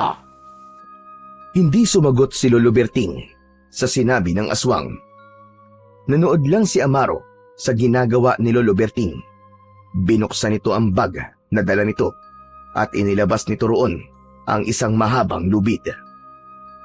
Hindi po ba yan yung lubid na gagamitin ko sana noon para magpakamatay? Tama ka, Amaro. Ito nga yun. Ang akala ko po ba sinunog niyo na po yan. Ang totoo ay hindi ko ito sinunog. Itinago ko lang ito dahil naisip ko na maaari ko itong magamit sa ibang bagay. Hindi ko naman nakalain na magagamit ko ito sa isang aswang. Hoy, ikaw na aswang ka! Tumayo ka dyan at ipagtabi mo ang mga kamay mo. Bilisan mo! Dalian mo! Ayokong mabagal kumilos! Sa tingin mo ba ay makakatayo ako ng mabilis matapos akong paggampasin ng kasama mo ng latigo niyang nag-aapoy? Huwag ka nang maraming sinasabi. Napakadaldal mo. Gawin mo na lamang ang sinasabi ko. Bilisan mo! Tayo na! Nahihirapang tumayo ang aswang. Bakas sa mukha nito ang sakit sa mga sugat na natamo nito. Ipinagdikit nito ang mga kamay nito at tinalian yun ni Lolo Berting gamit ang lubid. Ngayon, maglakad ka na at dalhin mo kami kung nasan si Argos. Huwag kang magkakamaling iligaw kami dahil papatayin talaga kita. Lalaslasing ko lalamunan mo. Nagsimula na maglakad ang aswang habang ang kabilang dulo ng lubid ay hawak ni Lolo Berting. Magkasabay na naglakad sina Amaro at Lolo Berting habang sinusundan nila ang aswang na nasa kanilang unahan. Hanep pa! Ang galing po ng naisip niyong ito, Lolo Berting. Ang totoo po ay hindi ko naisip kanina to kasi nga galit na galit ako. Sinabi ko naman sa iyo, hindi ka makakapag-isip ng maayos kapag hinayaan mong pangunahan ka ng galit. Pero sa tingin niyo po ba, ay dadalhin talaga tayo ng aswang na yan kung nasan sila Argos? Siguro naman ay oo. Mukhang takot siyang mamatay eh. Ipagdasal na lang natin na dadalhin niya talaga tayo kung nasa ng mga aswang na hinahanap natin. Wala tayong magagawa kundi ang magtiwala sa aswang na yan. Tama ka, Lolo Berting. Siya lang ang nakakaalam kung nasan ngayon sina Argos. Salamat nga po pala at sinamahan niyo ko rito kasi kung wala kayo, malamang ay pinatay ko na ang aswang na yan kanina at hindi ko naisip ang bagay na to. Nagpatuloy sina Amaro at Lolo Berting sa pagsunod sa aswang. Umasa si Amaro na hindi sila lilinlangin ng aswang na maghahatid sa kanila sa pinagtataguan ni Argos. Nais niya na matapos na ang lahat sa gabing yun, hindi na siya makapaghintay na makaharap si Argus upang ipakita rito na nagkamali ito sa desisyong buhayin pa siya. Halos mag-iisang oras nang naglalakad sina Amaro pero nasa loob pa rin sila ng kagubatan. Kanina ay panailangan sunod nila sa aswang pero nang mapansin niyang tila paikot-ikot na sila ay doon niya na naramdaman na parang may mali. Nilakihan niya ang pagakbang at nilapitan ng aswang na nasa kanilang unahan. Bigla niyang inihampas sa lupa ang latigo at agad yung naglagablab. Napaatras ang aswang at bumakas ang takot sa mukha nito. Anong gagawin mo sa akin? Pwede bang ilayo mo sa akin ang latigo na yan? Ikaw ha? Niloloko mo ba kami? Akala mo ba hindi ko napapansin na pinapaikot-ikot mo lang kami? Anong pinapaikot-ikot? Hindi totoo yan. Huwag ka kasing mainipin. Maniwala ka sa akin. Malapit na tayo sa pinagtataguan ni na Argos. Maniwala ka! Sinungaling! Pinapagod mo lang kami sa paglalakad. Papatayin na lang kita. Amaro, wag! Wag mo munang patayin ang aswang na yan. Kailangan pa natin siya. Kapag pinatay mo siya, ay mas lalo tayong mahihirapan na hanapin kung nasan si Argos. Pero Lolo Berting, pinaglalaroan lang tayo ng hayop na to eh. Hindi niya tayo tinutulungan eh. Marahil ay pinaglalaroan niya nga tayo. At mas lalo niya tayong inilalayo kung nasaan ang hinahanap natin. Pero isipin mo na mas mabuti na ang buhay siya. Mapipilit din naman siguro natin ang aswang na yan na ituro sa atin kung nasan talaga sina Argos. Alam kong pagod ka na, Amaro. Ang mabuti pa magpahinga na muna tayo kahit sandali lang. Mahaba pa ang gabi at marami pa tayong oras para hanapin kung nasan si Argos. Pero Lolo Berting, hindi ko kaya magpahinga sa oras na to. Gusto ko nang makaharap ang mga aswang na pumatay sa aking pamilya upang magbayad sila sa kasalanang ginawa nila sa akin. Ngunit baka mahirapan kang labanan sila kapag pagod ka. Sige na, magpahinga na muna tayo. Makinig ka na lamang sa akin. Hindi muna nagsalita si Amaro upang pag-isipan ang sinabi ni Lolo Berting. Aminado siyang pagod na siya nang dahil sa paglalakad. Masakit na ang mga paa at binti niya. Kung magpapahinga tayo, paano ang siraulong aswang na yan? Itatali ko siya sa isang puno habang nagpapahinga tayo. Pagod na rin ako, Amaro. Kailangan ko ng kahit konting minuto lang ng pag-idlip. Sa sinabing yun ni Lolo Berting, ay naawa rito si Amaro. Pumayag na siya na magpahinga muna sila ng sandali bago ipagpatuloy ang kanilang paglalakad. Itinali ni Lolo Berting ang aswang sa isang puno at siniguro nito na hindi ito makakatakas. Nahiga sa lupa si Amaro habang si Lolo Berting ay umupo sa tabi ng isang puno at sumandal sa katawan nun. Binuksan ni Lolo Berting ang dala nitong bag at inilabas nito mula roon ang isang lumang plastik na bote na may lamang tubig. Ito ang tubig. Uminom ka muna. At alam kong nauuhaw ka na. Maraming salamat po, Lolo Berting. Bumangon sandali si Amaro upang abutin ang tubig. Ininom niya ang kalahati nun at saka siya bumalik sa pagkakahiga. Agad siyang nakaramdam ng labis na antok at hindi nagtagal ay nakatulog na siya. Makalipas ang ilang sandali ay nagising na si Amaro. Imbis na maging magaan ang pakiramdam dahil nakaidlip siya, ay pananakit ng ulo ang kanyang naramdaman. Tila tinatamad pa siya na bumangon. Ngunit laking gulat niya nang malaman na wala na ang aswang na nakatali sa puno. Ang tanging naiwan doon ay ang lubid na ginamit ni Lolo Berting para itali ito. At mas lalong gumimbal kay Amaro ay nang makita niyang maging si Lolo Berting ay wala na sa pwesto nito kanina. Kinuha niya ang latigo at malakas niya yung hinampas sa lupa upang lumabas ang apoy nun. Luminga siya at pinakiramdaman ang kanyang paligid. Lolo Berting! Nasaan ka? Lolo Berting! Walang sumagot sa pagsigaw na yon ni Amaro. Napakatahimik ng paligid. Diyos ko, hindi kaya nakatakas yung aswang at inatake niya si Lolo Berting? Huwag lang siyang magkakamaling saktan si Lolo Berting dahil talagang papatayin ko siya. Kahit pa hindi ko muna malaman kung saan nagtatago sina Argus. Pero kung inatake ng aswang si Lolo Berting, bakit hindi man lang ako nagising? Sinimulan ni Amaro na hanapin si Lolo Berting sa paligid. Panay ang pagtawag niya sa pangalan na matanda.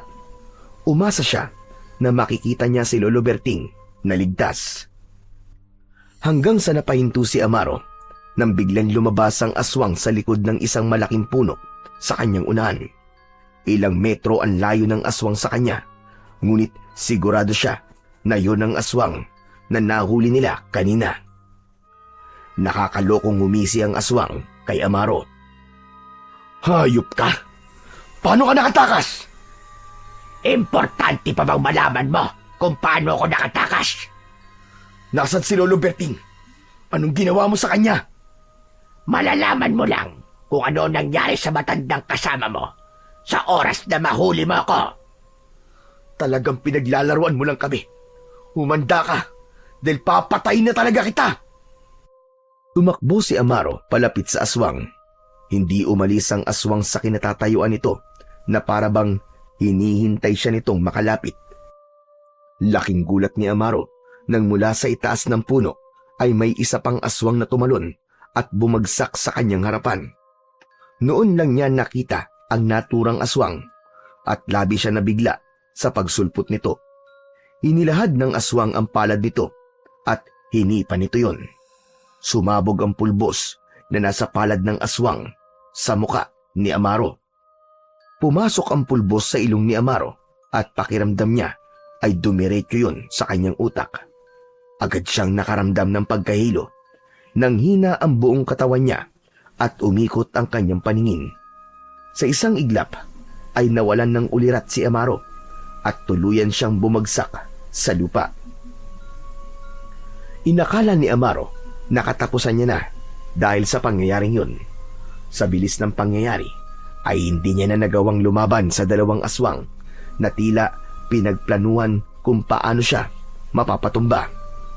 Ngunit laking gulat ni Amaro nang muli siyang nagising. Yun nga lang, nakatali siya sa isang puno gamit ang matibay na lubid habang nakatayo. Sinubukan niya magpumiglas at makawala pero hindi siya nagtagumpay sapagkat masyadong maigpit ang pagkakatali sa kanya. Luminga si Amaro sa paligid. Kahit wala siyang nakikitang aswang, ay ramdam niya na nagtatago lang ang mga ito at pinapanood siya. Lumabas kayo! Magpakita kayo sa akin! Alam ko nandyan lang kayo sa paligid. Harapin niyo ako, mga duwag! Akala niyo ba? Natatakot ako sa inyo! Sa unahan ni Amaro ay isang aswang ang lumabas mula sa kadiliman. Lumakas ang kabog ng dibdib niya nang malaman na ang aswang na yon ay si Argus. Agad na bumangon ng puot sa kanyang dibdib, kaya mas lalo siya nagpumiglas kahit alam niya na hindi siya makakawala sa kanyang pagkakatali. Bumalik sa alaala niya ang gabing pinatay ni Argus ang kanyang mag-ina sa kanyang harapan. Huminto si Argus ilang metro ang layo kay Amaro. Matalim ang mga matang tinignan ni Amaro si Argus. Kung hindi lang siya nakatali, sigurado siya na kanina pa niya tinapos ang buhay nito. Matagal-tagal din tayong hindi nagkita, Amaro. Ito talaga ang gusto kong mangyari. Ang muli kang makita para mapatay na kita. Ngunit paano mo yung gagawin kung nakatali ka? Hindi mo nga magawang makawala. Pero huwag kang mag-alala. Dahil sa gabing ito, ay makakasama mo na ang pamilya mo. Dahil papatayin na kita, Amaro. Walang iya ka. Hindi ka talaga patas lumaban. Si Lolo Berting, yung matandang kasama ko, nasan siya? Anong ginawa niyo sa kanya? Si Berting. Berting, hinahanap ka ni Amaro. Lumapit ka rito upang lubusan kanyang makilala. Napamaang si Amaro sa paraan ng pagtawag ni Argus kay Lolo Berting. Marahang naglakad si Lolo Berting at tumabi ito kay Argus. Hawak ng matandang lalaki ang latigo. Kahit paano ay nakahinga siya ng maluwag dahil buhay ito. Lolo Berting, salamat at buhay ka! Ang latigo! Ibigay mo sa akin ang latigo! Hindi niya sa'yo ibibigay ang latigo, kundi sa akin. Berting, akin na nagbabagang latigo ni Judas. Masusunod, Panginoong Argus. Pakiramdam ni Amaro ay pinagbagsakan siya ng langit at lupa nang nakayuko na ibigay ni Lolo Berting ang latigo kay Argus. Isang malakas na halakhak ang pinakawalan ni Argus nang makita nito ang reaksyon ni Amaro. Kung ano man ang tumatakbo sa utak mo ngayon, ay tama ka, Amaro. Si Berting ay isang tao na naglilikod sa akin. Kinailangan niyang sumunod sa mga utos ko dahil kung hindi, ay buhay niya ang magiging kapalit. Lolo Berting, sabihin mong di totoo ang sinabi ni Argus. Sabihin mo! Tapos na ang aking pagpapanggap, Amaro. Wala akong ibang kinikilalang Panginoon, kundi tanging si Argus lamang. Hindi! Hindi yan totoo! Nararamdaman kong totoo ang pag-aalala at pagtrato mo na parang anak sa akin. Yun ay dahil sadyang mahusay umarte si Berting. Nalinlang kanya, Amaro. Bakit mo ba ginagawa sa akin to? Bakit, Argus? Naglakad si Argus palapit kay Amaro. Nang halos isang dipa na lang ang layo nila, ay huminto ito. Dahil alam ko noon pa man na ikaw ang itinakdang makakakuha sa nagbabagang latigo ni Judas. Sinabi sa akin ng isang manghuhulang aswang na tanging ikaw lang ang makakakuha nito dahil ang iyong angkan ay nalilinya sa dugo ni Judas. Matagal ko nang nais na makuha ang sandatang ito, kaya pinagplanuhan ko ng mabuti ang lahat. Mula sa pagpatay ko sa pamilya mo para mabuhay ang galit sa iyong puso. Para naisin mo na maghiganti hanggang sa pagtatagpo ni Berting upang siya magsabi sa iyo ng tungkol sa latigo at siya rin na nagsabi sa akin na sasalakay ka sa aming kuta kaya kami nakaalis kagad doon. Lahat ng yun ay upang makuha ko nagbabagang latigo ni Judas na ngayon ay nasa aking mga kamay na. Maraming salamat sa iyo, Amaro. Hayop ka! Hayop ka, Argus! Nang dahil lang sa sandatang yan, ay pinatay mo ang pamilya ko! Bakit hindi? Ngayong ako na nagmamay-ari ng latigong ito, ay ako na ang pinakamalakas na aswang. Ako na ang magiging hari ng bunlipi ng mga aswang. Wala nang mas lalakas pa sa akin, at katatakutan na ako ng lahat. At ako na ang bagong magiging Panginoon ng lahat. Mapapatay mo man ako ngayon, pero isinusumpa ko na hindi ka pa rin magtatagumpay, Argus! Isang nakakalokong ngisi ang pinakawalan ni Argus. Malakas nitong inihampas sa lupa ang latigo, pero hindi yun naglagablab. Muli nitong inihampas ang latigo sa lupa, pero nanatili pa rin yung ordinaryong latigo. Nawala ang ngiti ni Argus at napalitan yun ng pagtataka. Berting, ang sabi mo ay dapat ko lang ihampas ng malakas ang latigo sa lupa at lalabas na ang kapangyarihan nito. Bakit ganun? Bakit walang nangyayari? Panginoon, hindi ko po alam. Nakikita ko lang si Amaro na inihahampas ang latigong yan sa lupa ng malakas. Tapos bigla na yan maglalagablab. Ilang beses ko nang ginawa yun, ngunit walang nangyayari. Marahil alam ng latigo kung sino ang totoong nagmamayari sa kanya. Nakakatawa ka, Argus. Nagtagumpay kang kunin ang latigo sa akin, pero ayaw naman itong magpagamit sa'yo. Ano pa silbi niyan? Sinayang mo lang ang lahat ng plano mo. Nakakatawa ka. Manahimik ka! Alam kong may paraan upang ako ang kilalanin ng latigong ito bilang bago niyang tagapangalaga. Kailangan kong kausapin ang mangkukulam na aswang dahil sigurado ko na alam niya ang kasagutan. Berting, ikaw na ang bahala kay Amaro. Ano ang gagawin ko sa kanya, Panginoon? Ano pa nga ba? Patayin mo siya. Tutal ay hindi ko na siya kailangan.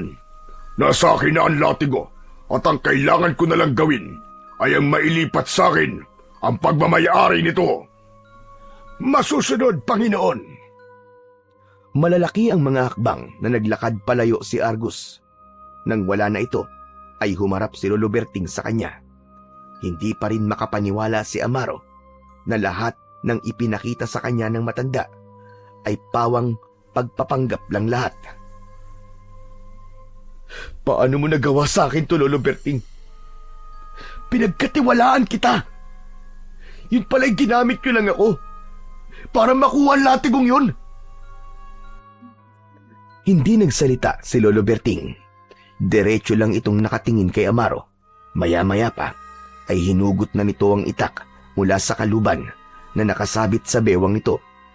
Dahil walang paraan upang makawala si Amaro, ay tinanggap na lang niya na yun na ang kanyang katapusan. Pumikit si Amaro nang itaas ni Lolo Berting ang itak upang tagain siya. Maya-maya ay narinig niyang tumama ang talim ng itak, ngunit hindi sa kahit na anong parte ng katawan niya. May pagtatakang ibinukas niya ang kanyang mga mata at nagulat siya nang malaman na ang lubid na nakatali sa kanya ang tinaga ni Lolo Berting. Nang makawala na si Amaro sa pagkakatali, ay hindi pa rin siya makapaniwala sa ginawa ng matanda. Teka, naguguluhan ako eh. Ano pong ginawa niyo? Akala ko ba'y papatayin niyo na ako? Una sa lahat, ay nais kong humingi ng tawad sa iyo dahil sa panlilinlang na aking ginawa. Pero kailangan kitang dalhin sa sitwasyon na ito upang matapos na ang kasamaan ni Argus. Dahil matagal ko nang gustong makawala sa kanya. Pagod na akong maging sunod-sunuran sa kanya. Ang ibig niyo po ba't sabihin hindi talaga kayo kakampi ni Argus? Tama ka, Amaro. At kung may plano siya kung paano makukuha ang latigo, ay meron din akong planong pabagsakin siya. Mula umpisa ay kakampi mo ko. Ngayon, patayin mo na si Argus upang may paghiganti mo na ang iyong pamilya at para makalaya na ako. Pero paano ko po gagawin yon kung wala sa akin ang latigo? Mula sa bag na nasa likod ni Lolo Berting, ay inilabas nito ang isa pang latigo.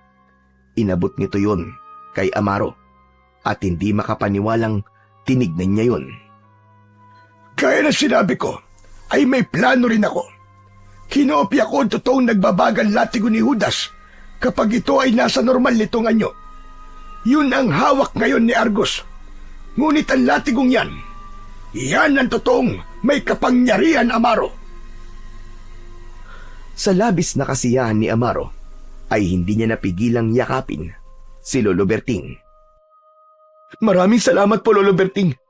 Tama nga talaga nararamdaman ko na totoong pagmamalasakit na ipinakita niyo sa akin. Saka na tayo mag-usap. Sundan mo na si Argus at patayin mo na ang demonyong yon. Matapang na tumango si Amaro at agad niyang tinahak ang direksyon na pinuntahan ni Argus habang maigpit niyang hawak ang latigo. Hindi nagtagal ay nakita niya ang mga aswang na nagtitipon-tipon. Nasa harapan ng mga yon si Argus. May sinasabi ito sa mga alagad nito pero hindi niya yon iniintindi dahil ang tanging nasa isip niya ay ang patayin si Argus. Matapang na naglakad si Amaro palapit sa mga aswang. Nang makita siya ni Argus ay labis itong nagulat. Amaro, paano ka nakawala? Sabihin na nating ikaw ang nagkamali ng pagkakakilala kay Lolo Berting. At hindi ako. Malakas na inihampas ni Amaro ang latigo sa lupa. Gumapang ang naglalagablab na apoy sa latigo. Agad naramdaman ni Amaro ang naglalagablab na lakas sa loob ng kanyang katawan. Hindi maaari. Ang totoong nagbabagang latigo ni Judas. Walang hiya ka, Berting. Humanda ka dahil papatayin kita sa panlulokong ginawa mo sa akin. Aking mga alagad, patayin ang lalaking yan at kunin sa kanya ang hawak niyang latigo! Parang mababangis na hayop na umatake ang mga aswang kay Amaro. Ngunit hindi siya umatras. Pinaikot niya sa hangin ang latigo at kumawala ang malakas na apoy na lumamon sa 3 aswang na nasa unahan. Sa gilid ng mata ni Amaro ay nakita niya ang pagtakbo ni Argus palayo. Hinayaan lang niya si Argus dahil ang nais niya ay ubusin muna ang mga alagad nito. Sumugod pa ang ilang aswang, ngunit sinalubong ni Amaro ang mga yon ng magkakasunod na hampas. Bawat aswang na tinamaan ng latigo ay nagliyab ang katawan. Sumigaw ang mga yon na parabang sinusunog ang kaluluwa ng mga yon sa impyerno. Hindi tumigil si Amaro sa pag-atake sa mga aswang. Bawat galaw niya ay may kasamang galit at bawat aswang na sumubok lumapit sa kanya ay natutusta sa loob lang ng ilang segundo dahil sa hagupit ng latigo. Hanggang sa makalipas ang ilang minuto ay tanging si Argus na lamang ang nananatiling nakatayo. Lahat ng aswang ay nakahandusay sa lupa habang patuloy na nilalamon ng galit na apoy. Tumiim ang bagang ni Amaro habang nakatingin sa direksyon kung saan tumakbo si Argus. Hayop ka! Hindi ka makakatakas sa akin, Argus! Katapusan mo na ngayon! Mabilis na tumakbo si Amaro sa pinuntahan ni Argus. Tila may sariling isip ang kanyang mga paa at alam na mga yon kung saan sila dapat magpunta. Ngunit biglang tumalon si Argus mula sa itaas ng isang puno. Sumampa ang aswang sa likod ni Amaro at kinagat siya nito sa balikat. Umatras si Amaro at buong lakas niyang ibinangga si Argus na nasa likod niya sa isang puno. Nakabitaw si Argus at bumagsak yon sa lupa. Agad namang tumayo si Argus at malakas itong umangil. Hindi ko akalaing duwag ka pala, Argus. Talagang iniwanan mo mga alagad mo para makipaglaban sa akin. Sa bagay, marahil ay alam mong wala kang laban sa akin dahil sa latigong hawak ko. Mapatay mo man ako ngayon, ay hindi pa rin nun mababago na ako ang pumatay sa mag-ina mo. Pero kung sa tingin mo, ay hahayaan lang kitang patayin ako nang hindi ako lumalaban, ay nagkakamali ka! Malakas na sumigaw si Amaro, saka siya sumugod kay Argus. Hinampas niya ito ng latigo sa binti. Bumagsak si Argus sa lupa at mabilis itong tumayo at sinugod si Amaro. Umilag naman si Amaro nang tangkain siyang sunggaban ni Argus. Bumuelo siya at inihampas ang latigo sa leeg ni Argus. Pumulupot yon sa leeg ng aswang. Malakas siyang hinila ni Amaro at napasigaw si Argus dahil sa labis na sakit. Nanghihinang napaluhod si Argus hanggang sa tuluyan na itong napahiga habang habol ang paghinga. Nilapitan ni Amaro si Argus at tinignan niya ito sa mata. Hayop ka!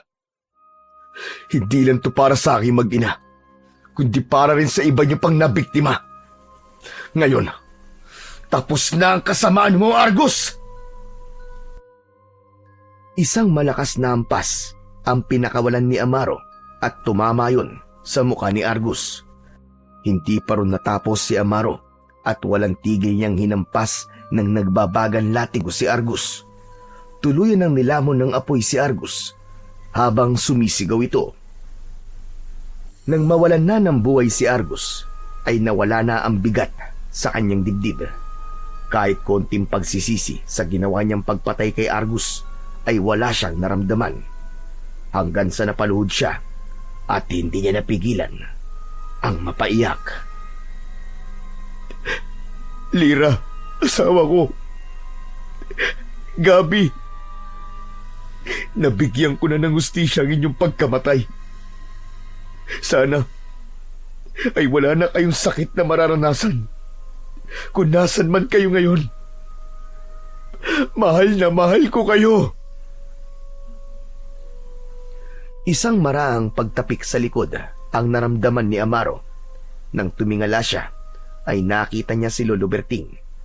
Nakangiting inilahad ng matanda ang isang kamay na agad namang inabot ni Amaro. Tinulungan siya nitong makatayo. Maraming salamat, Amaro. Ngayong wala na si Argus, ay malaya na ako. Wala nang magkokontrol sa akin at magdidikta sa kung ano ang dapat kong gawin. Masaya po ako para sa inyo, Lolo Berting. Maraming salamat din po sa lahat po ng tulong niyo sa akin. At patawad kung dinala kita sa sitwasyon na ito. Wala ka na pong dapat ihingi ng tawad sa akin, Lolo Berting. Naiintindihan ko po kung bakit ka ito ginawa.